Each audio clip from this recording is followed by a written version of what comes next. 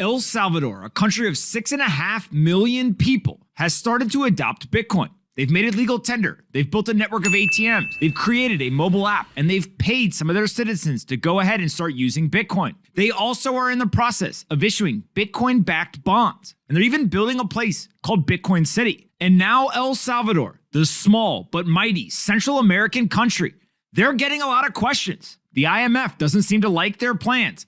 And now there's a bipartisan bill that is being floated in the United States that is taking a look at what's going on in El Salvador. The bill being introduced is being called the Accountability for Cryptocurrency in El Salvador Act. And what it is going to do is it's going to do an analysis of El Salvador's adoption of Bitcoin as legal tender, the risks for cybersecurity, economic stability, and democratic governance.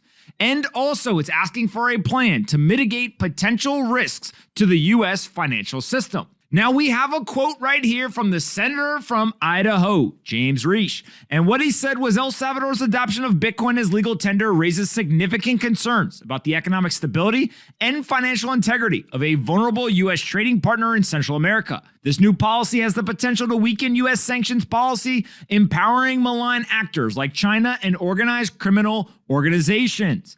Then he finished by saying our bipartisan legislation seeks greater clarity on El Salvador's policy and requires the administration to mitigate potential risk to the U.S. financial system. Now, this is absolutely insane. What the hell does the United States care what El Salvador is doing? There's 6.5 million citizens. They're a sovereign nation. They don't even have their own currency.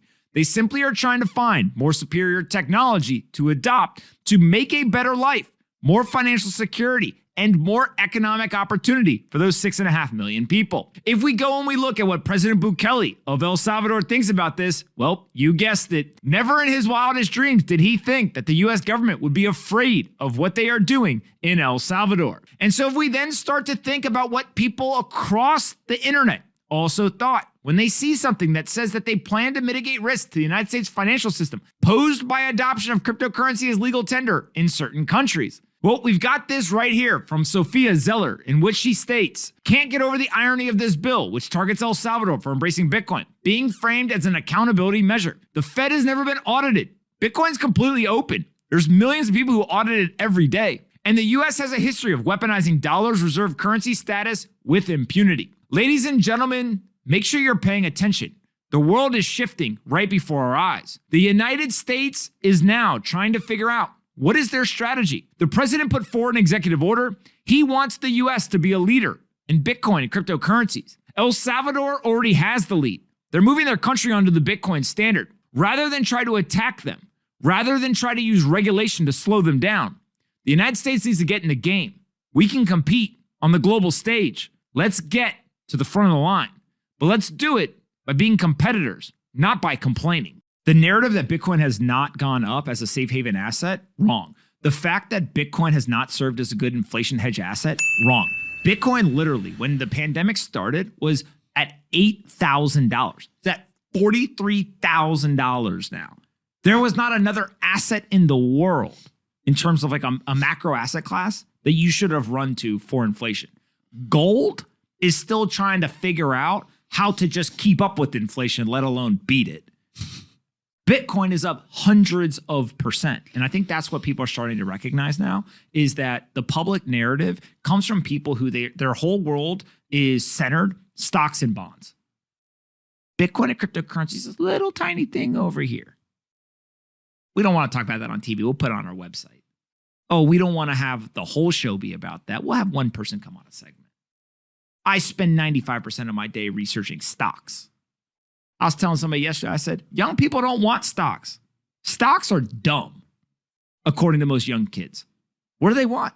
They want to understand where the future is. They want to understand asymmetry, and they want to hold assets that they have a higher degree of confidence in. Right now, if you had to choose, would you choose Bitcoin or would you choose, I don't know, IBM? Amazon's a good example. Amazon. Bitcoin will outlast Amazon. Period. Not because Amazon's bad. Amazon's an amazing company. Hence why it's one of the most valuable companies in the world. But if you look out 100 years, which one is more likely to be here, Bitcoin or Amazon? There's no question in my mind. Bitcoin is the more durable asset. And so I think a lot of people take that as like, oh my God, you're shitting on, Amazon or whatever. Yeah. But it's not that. It's just the fact that what we're talking about is durability. And that durability is definitely in a decentralized digital currency that has been adopted by 150 plus million people around the world. Bitcoin has more shareholders than Amazon does. Bitcoin has more customers than Amazon does. It's more popular. You've got 3 charts for us today. The first one is Bitcoin and Ethereum, and we're going to pull it up here. What are you looking at when you see the Bitcoin and Ethereum kind of charts overlaid with each other? Yeah, so those 2 charts are what we call our volatility adjusted momentum signal on the top panel, and the bottom panels are probable range analysis. So without being too technically jargony, but the chart on the bottom panels where we show the ranges. Those ranges are quantitatively linked to the volatility adjusted momentum signal. So if something's bullish, there's more skew to the upside in the range. If something's bearish, there's more skew to the downside in the range. When an asset tends to sort of hug the lower boundary or the upper boundary of its probable range, it's usually a leading indicator 9 times out of 10 that, hey, look, I want to transition to a more bullish or bearish state. And so right now, Bitcoin and Ethereum have been bearish for a while, as you might imagine. It's denoted by the red shading at the upper panel. But they've been hugging their probable ranges pretty consistently for the last week or so. And that typically is like, hey, look, I'm sick of being bearish. I want to break out. And when it breaks out, the range shifts and changes. And so I'm watching that like a hawk. That kind of leads me to the second chart, which is where I show net liquidity. So the net liquidity is the Fed's balance sheet minus the Treasury general account balance. That's sort of a more accurate depiction of how much liquidity is being pumped into or removed from asset markets at any given time by the monetary and fiscal authorities. And what you see is that, you pull that chart back as far as it goes, it's a, 0.9 something correlation to the S&P. Well, every once in a while it deviates. Either, S&P goes meaningfully higher than it or meaningfully lower than it. The last time we had a meaningfully lower deviation was in September of 2021. And, we had that massive melt up in October of 2021, which, by the way, we nailed. That massive melt up was a function of, look, we deviated too much. The monetary conditions, the net liquidity conditions didn't change. Well, they haven't changed much since early 2022, but we've had this massive deviation in S&P terms and risk asset terms away from the net liquidity line. And so the key takeaway was that, okay, now we're on the other side of OPEX. Now we got more color and clarity on the Fed's tightening path. We're still waiting to get more info on quantitative tightening. We're probably going to get that in the Fed's early May meeting.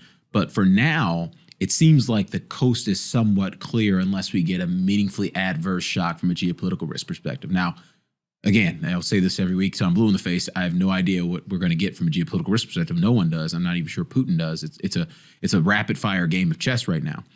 So in the context of not knowing what's going to happen there, we're saying, hey, look, the market could gravitate back towards that blue line. The red line in that chart, the market can gravitate back towards that blue line, and you kind of look at it on a just on like a correlation basis. It's somewhere around like 4,700 on the S&P in terms of where you could get up to before anything else changes.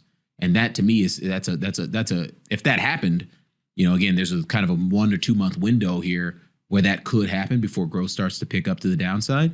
And if that does happen, obviously you're probably going to see Bitcoin and Ethereum do some positive things.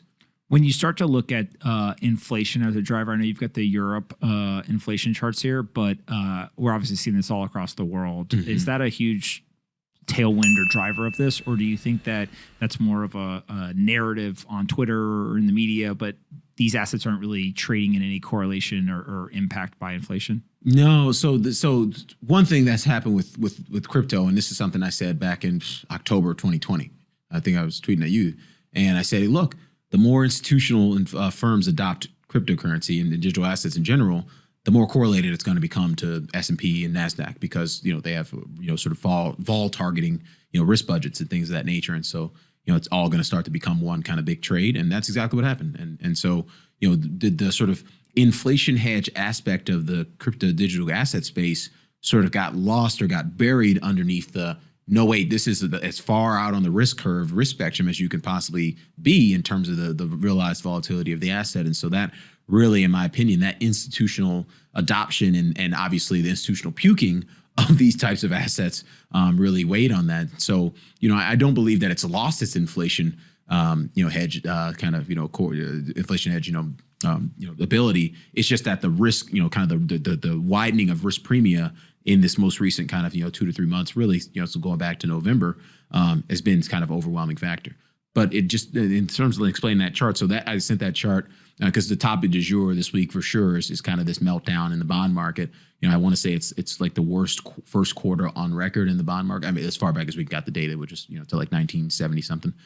So I'm sure there have been worse quarters, historically, but as far back as we have that Bloomberg index. And so, one thing that's really been roiling the bond market and keeping me up at night because I'm long bonds like an asshole, is the fact that, this European inflation dynamic is really, it's been a big surprise. Like we all know the U.S. inflation dynamic has been a big surprise to the upside. That's the blue line in the upper panel. That's the Citi's U.S. Inflation Surprise Index, which measures kind of like how surprised are economists by inflation at any given time. So the higher the number, the more surprised economists are in terms of their estimates. Well, the blue line is obviously, he's been trending kind of right around its all-time high for the past, kind of really 9 months. But the red line, I mean, it looks like for lack of a better phrase, looks like Viagra. Like Europe's inflation surprise momentum and the kind of shock to the positive shock to inflation in Europe has been on the orders of magnitude as the positive shock to inflation in us. And now think about U.S. inflation. It's all we talk about. You're going to leave here. You're going to complain about inflation. You're going to talk about inflation. I'm going to talk about inflation. It's all anyone talks about these days. Now, multiply that times 3, and that's where Europe is right now. And so that big shock to inflation really catalyzed a massive repricing in the European sovereign debt market that started in early January, and it continues. And it's probably going to continue until, sort of those dynamics get under control, i.e. inflation peaks in Europe. Our model has that occurring in the second quarter. But more importantly, that repricing in the European sovereign debt curve is probably still hostage to, the fiscal response to all this inflation pressure. Because Europe, they're kind of talking about, maybe cutting gas taxes, issuing checks to households to sort of help offset prices, which I think is a stupid, dear God, that's the dumbest idea I've ever heard in my entire life. Let's increase demand to help fight inflation. But they'll try. These people, we've seen enough from these ridiculous economists, over time. So they have no choice. There's a lot of people who've been asking, how the hell are Bitcoin and cryptocurrencies being used during the Russia-Ukraine conflict? Immediately, politicians in the United States and many others start to jump to the fact, are Russians going to use cryptocurrencies to evade sanctions? Instead, what we've seen is that the country of Ukraine itself, they posted on Twitter a link and they said, hey, give us donations. The crypto community has come together and donated more than $100 million to the government. That doesn't even include the donations that went to NGOs and other types of government organizations. And so ultimately what we're watching is that crypto is for everyone.